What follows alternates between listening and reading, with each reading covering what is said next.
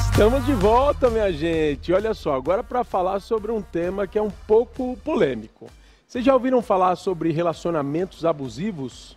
Pois é, esse vai ser o momento de nós tirarmos todas as nossas dúvidas com ela, que é psicóloga, e está aqui para ajudar a gente nesse sentido. Jéssica Gomes, seja bem-vinda. Prazer, Bruno. Muito bom estar aqui. O prazer é você que vai tirar a gente desse buraco de relacionamento abusivo, né, Jéssica? Vamos lá. Estou aqui para isso. Muito bem, ó. Primeiro eu queria começar perguntando o que caracteriza um relacionamento abusivo. O relacionamento abusivo, ele tem várias facetas, né? Nós falamos de uma violência psicológica, física, patrimonial até mesmo, mas um tema pouco falado e um pouco comentado é a violência psicológica, que acho que é importante a gente dar ênfase hoje, né? Porque a violência psicológica é uma violência não física, né? Mas que ela afeta a identidade, a autoestima, a saúde emocional da pessoa envolvida. E ela é tão ou mais danosa do que a violência física, né? Entendi. Podendo trazer também transtornos psicológicos, como depressão, ansiedade. E muitas vezes ela é silenciosa. Quem está de fora, muitas vezes não visualiza. A violência física, quando alguém está vivendo, ela é muito mais fácil de ser identificada, né? A violência psicológica é bem mais complexa. O que acontece nessa violência psicológica? Quais são as ações assim que o agressor costuma fazer? Então, existem algumas características bastante importantes, né? A primeira ação é humilhação. A pessoa passa por xingamentos ou críticas destrutivas.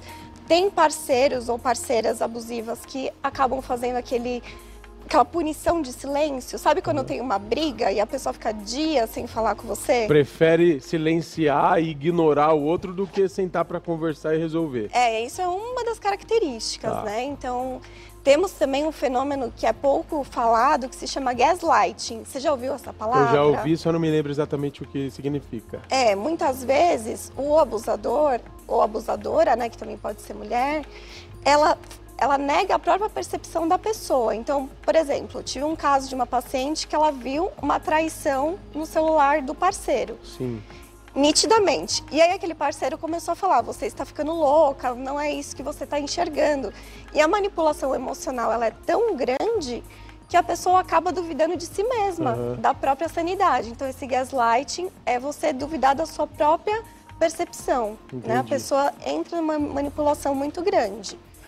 Esses agressores, geralmente, eles têm alguns traços de...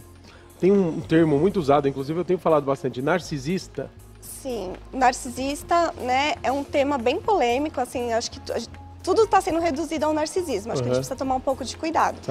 Mas o narcisista é aquele que traz manipulação, ele manipula muito emocionalmente a pessoa, o foco de toda a atenção é voltado para ele, né? Ele tem a grande característica do narcisista é que ele tem uma dificuldade de empatia, então ele vai agir de um modo que ele não vai se preocupar com você. O foco sempre vai ser ele. E ele se beneficiar, né? Exatamente. Então ele não gosta de você pelo Bruno. Ele gosta do que o Bruno proporciona para ele. Perfeito. Né? Então... E nesse caso, por exemplo, dessa violência psicológica, tem muito disso envolvido, né? Sim, os narcisistas, eles abusam emocionalmente das suas vítimas. E como é que a pessoa que tá, porque assim, de fora, é o que você falou, se é uma violência física, a pessoa consegue perceber. De fora, essa agressão psicológica acaba sendo um pouco mais difícil mesmo de as pessoas ao redor identificar. Mas quem tá vivendo essa relação, como é que ela identifica, o que ela precisa, qual filtro ela precisa usar para falar, isso aqui não tá normal, isso aqui tá passando do limite. Como é que elas cuidam disso? Então, acho que tem essas características que eu vou nomeando para você. Então, teve a humilhação, né, que é esses xingamentos, né, essa agressão psíquica, tem o gaslighting, tem uma ameaça normalmente, então a pessoa ela não te bate, mas ela quebra um objeto seu. Esse é outro sinal de alerta. Então são vários sinais de alerta, que se chama até red flags, né, que você vai observando e percebendo. Então tem também o isolamento social. Normalmente a pessoa que comete um abuso vai te minando, então vai fazendo com que você fique cada vez mais isolado, né, da sua família, dos seus amigos, você vai ficando totalmente voltado para ele. Tem também o ciúmes excessivo, né, o ciúmes é normal, faz parte do ser humano. Mas quando ele é excessivo, é também um sinal de alerta, né? Ele pode falar que você está traindo ele, ou coisas que realmente não estão acontecendo para te sempre exercer um poder sobre você, um controle. Além disso, nós temos também as autocríticas, né? A pessoa muito crítica com você. Ela vai te culpabilizar de tudo. Então, você está num relacionamento que você sempre é o culpado. E ela se faz de vítima. Joga a responsabilidade para você de tudo que acontece. Sim. Fiz isso porque você fez tal coisa. Sempre tentando terceirizar a responsabilidade. Né? Então esses assim, essas características são os grandes alertas, né? É muito delicado falar disso, porque eu percebo que as pessoas que estão vivendo isso, elas têm uma dificuldade, às vezes até identifica, mas tem uma dificuldade de conseguir sair dessas relações. E aí, o que vocês geralmente costumam tratar para que a pessoa consiga se desvincular dessa vivência? É um tratamento que demanda, né, a intervenção psicoterápica, né? E acho que é importante a gente falar, né, que isso se refere muito, assim, a violência, ela está muito ligada ao público feminino, né? Então, as mulheres, elas precisam se conscientizar, né, de que a violência, ela é algo real, essa violência psicológica. E, inclusive, ela pode denunciar, né? É um crime no Brasil, né? A Lei Maria da Penha. Então, a primeira questão é a conscientização, né? E aí, o tratamento, como que funciona? A gente fala do tratamento do trauma. É complexo, porque o trauma, ele envolve diversas coisas. Muitas pessoas que se envolvem em relações abusivas, elas têm traumas de infância. Então, traumas de abandono, de maus tratos, alguma coisa lá na infância pode estar relacionada. Então, a gente faz esse retorno a questões da infância. Na psicologia analítica junguiana, que é a teoria que eu sigo, a gente fala de uma criança ferida. Então, a gente vai tratar de uma criança ferida. Um autor que fala bastante sobre trauma é o Van der Kolk. Ele vai falar sobre vários aspectos do trauma, que desperta várias reações, inclusive biológicas e imunológicas no próprio corpo. Né? Então, você tem que tratar tanto em psicoterapia, né? Quanto às vezes, se a pessoa tiver uma situação mais grave, ela precisa inclusive ser tratada com um psiquiatra. Sim. Né? E a gente vê que os traumas, eles é como assim, a gente quer deixar os traumas para trás, mas não é tão simples assim. O nosso cérebro, ele não lida muito bem com, eu vou esquecer o trauma, né? Por isso que é importante a terapia através da fala, né? Porque a gente vai tratar as feridas no âmago da questão. Então, assim, deixar o trauma para trás... Você acaba se envolvendo depois numa outra relação e vivendo tudo de novo. Exatamente. É uma repetição de padrão que nós falamos. E agora o tratamento para o agressor? Porque isso é possível que seja transformado assim? Porque é aquilo, às vezes o agressor não percebe. Mas, sei lá, vamos supor que essa pessoa se deu conta de que ela realmente não está sendo um bom parceiro, uma boa parceira. Como é que essa pessoa se cuida nesse sentido? Porque a pessoa não acorda fazendo isso. Provavelmente também tem um histórico de trauma, viveu alguma coisa na infância que fez com que ela se tornasse essa pessoa. Como é que ela cuida disso? Então, isso é um tema que eu abordo muito porque foi o meu tema de mestrado, né? Eu abordei as feridas emocionais dos homens. Então, homens que foram feridos na infância e na adolescência e as repercussões na vida adulta. Então, a gente percebe que os agressores... eles tiveram normalmente um trauma de infância muito importante. Só que isso é muito difícil de ser falado atualmente, né? Os homens feridos. Homem não fala sobre o que sente, é muito difícil. Né? Então, a gente tem uma lógica machista, patriarcal, diz que o homem não chora.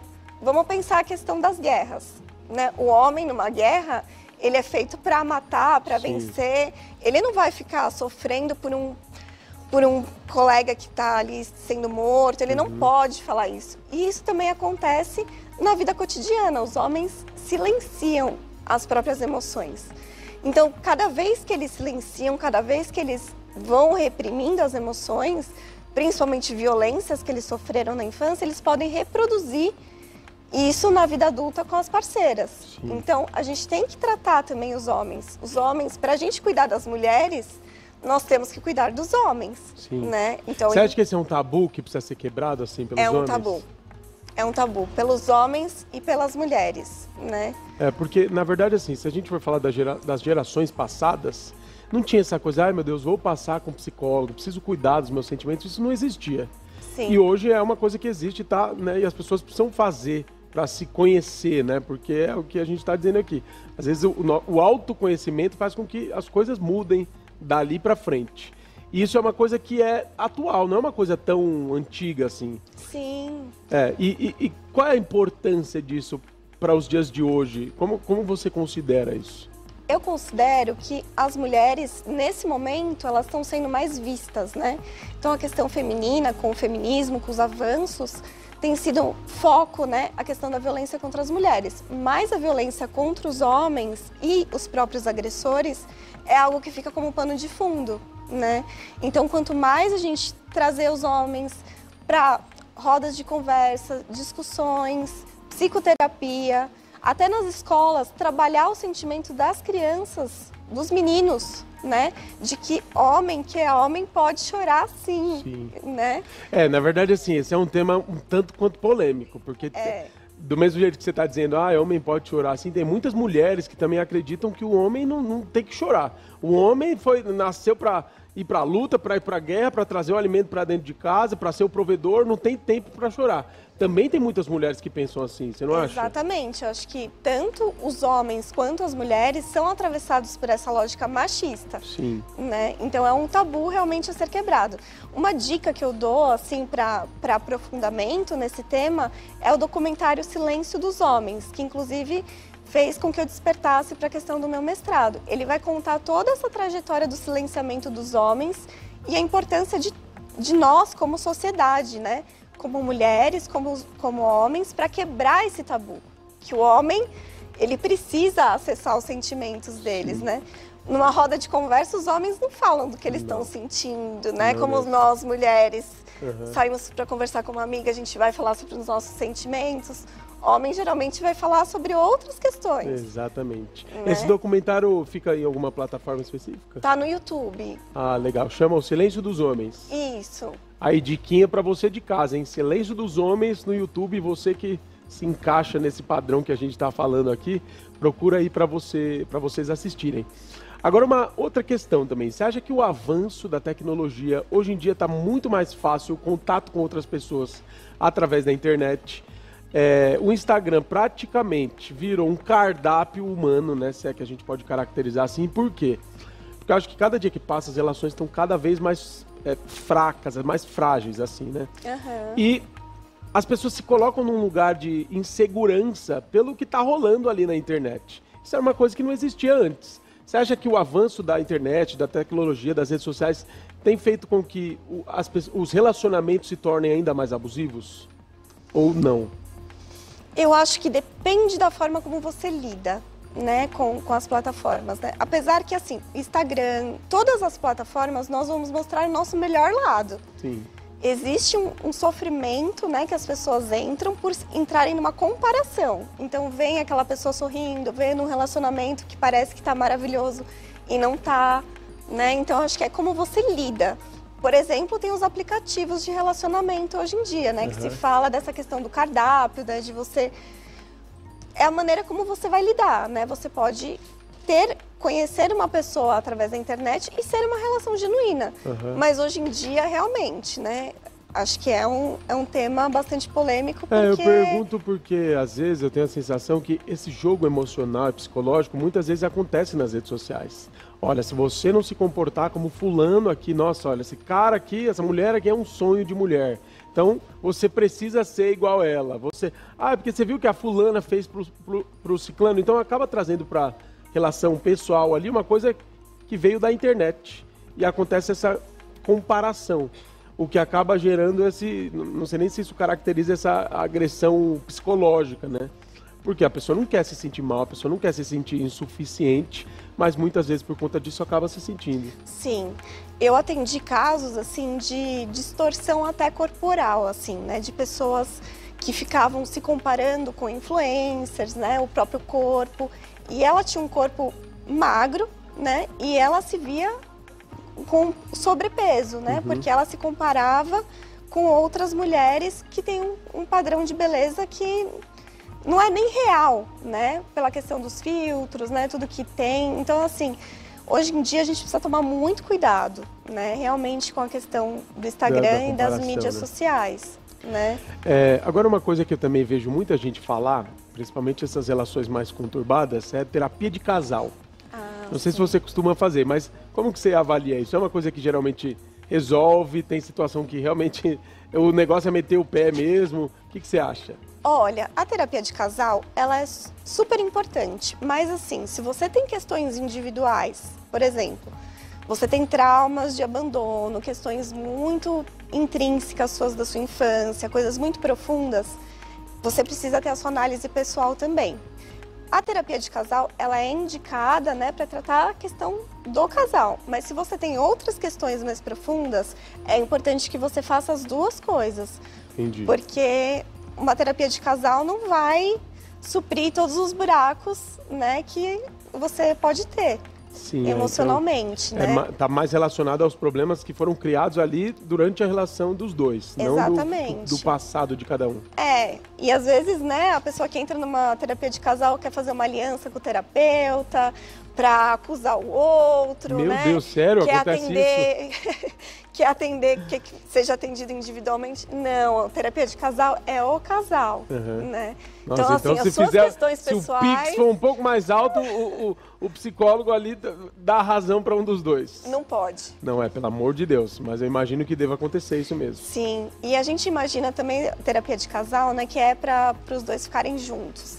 Na verdade, não, né? A terapia de casal é para ver quais são os caminhos, né? Pode ser que seja o casal permanecer junto ou fazer uma trajetória para esse casal se separar, porque não está sendo saudável, né? Então a terapia de casal é para realmente clarear a questão do casal, né?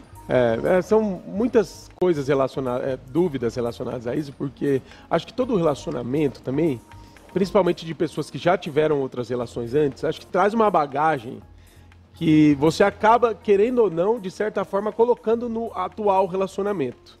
E essa é a minha dúvida, né? Como é que eu tiro os traumas do meu relacionamento passado desse novo relacionamento? Porque eu acho que por experiência própria, eu tô dizendo isso. Acho que eu já me envolvi em relações, acho até que era tranquilo, numa boa, mas eu tinha alguns resquícios ainda das relações passadas, que a qualquer momento, a qualquer coisa que aconteceu, me lembrava o que eu já tinha passado antes.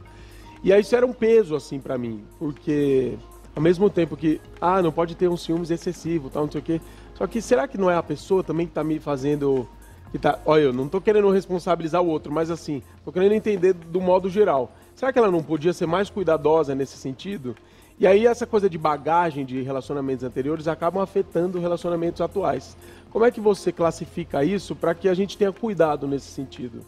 Então, por isso que é importante ter uma terapia individual, para que você vá ressignificar esses traumas, né? Tem pessoas, por exemplo, não sei se foi o seu caso, mas, por exemplo, sofreu uma traição. Ela desenvolve até um transtorno de estresse pós-traumático, que ela começa a ter flashbacks, começa a vir lembranças fortes daquela traição, daquela situação grave, né? E isso atormenta muito a pessoa, ela tem pesadelos. E isso vai, se você estiver se relacionando com alguém, isso vai ir para o relacionamento. Então, aí, esse é um ponto. Então, você tratar as suas feridas emocionais.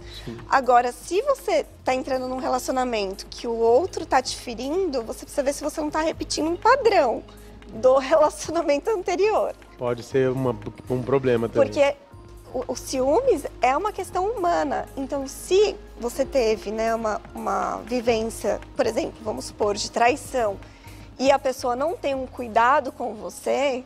ou independente de você ser traído ou não, ela precisa ter um cuidado com você.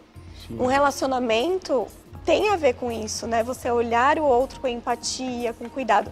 Se ela não está tendo cuidado com você, já é um sinal de alerta, né? Você falou tudo, assim, eu não tenho nenhuma vergonha, já até falei sobre isso nas minhas redes sociais, que eu fui, assim, eu não sei se o ato de fato aconteceu, mas eu vi mensagens, troca de mensagens, o que me deixou, assim, num estado péssimo, por muito tempo.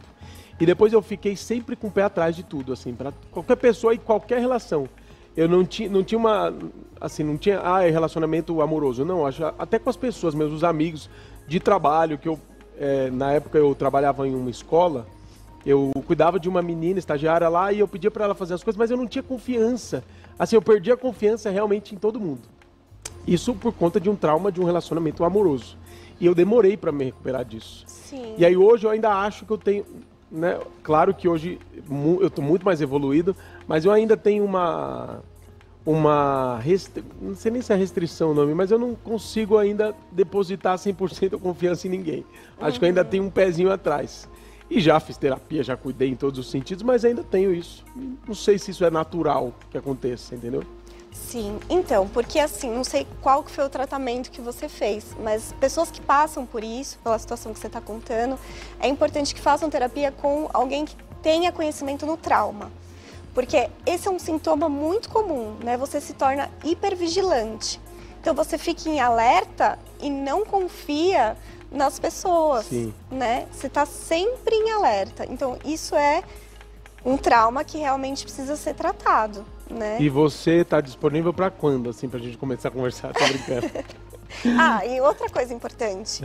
Van der Kolk, que é ele é um teórico que fala bastante sobre o trauma, ele fala da psicoterapia, da cura através da fala, mas ele fala das questões corporais também. Então, o trauma deixa marcas no nosso corpo.